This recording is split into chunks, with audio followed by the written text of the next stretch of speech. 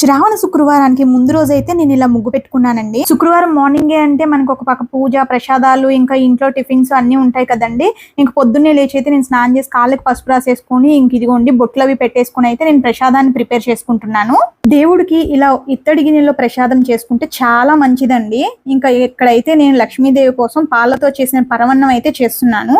ప్రసాదాలే చెయ్యాలని లేదండి, ఆఫీసులకు వెళ్లే వాళ్ళకి టైం కుదరదు కదా, వాళ్ళు కొంచెం పాలల్లో పంచదార వేసి మరిగించి ప్రసాదంగా పెట్టినా చాలండి. అసలు ఒక పక్క ప్రసాదం చేసేసి నేను ఇడ్లీ కూడా పెట్టేసుకున్నాను, అయిపోయింది. ఇంకా పూజ దగ్గరికి అయితే వచ్చేసానండి. ఇదిగోండి రాత్రి వేసానని చెప్పాను కదా ముగ్గు, ఇలా ముగ్గు వేసేసి నిండు చెంబుతో అయితే నీళ్ళు ఇలా పెట్టేసుకొని ఉప్పు దీపం కూడా పెట్టుకున్నాను. ఉప్పు దీపంతో పాటు నేను కామాక్షి దీపం కూడా వెలిగించుకున్నానండి. మనకి ఎన్ని వీలైతే అన్ని దీపాలు వెలిగించుకున్నా మంచిదే. ముందుగా అయితే తులసి కోట దగ్గర నేను పూజ చేసేసుకొని తర్వాత ఇంట్లో పూజ చేసుకున్నాను. గుమ్మానికి అయితే పసుపు, మామిడి తోరణాలతో ఇలా నిండుగా ఉంటే చూడటానికి అయితే చాలా అందంగా ఉంటుందండి.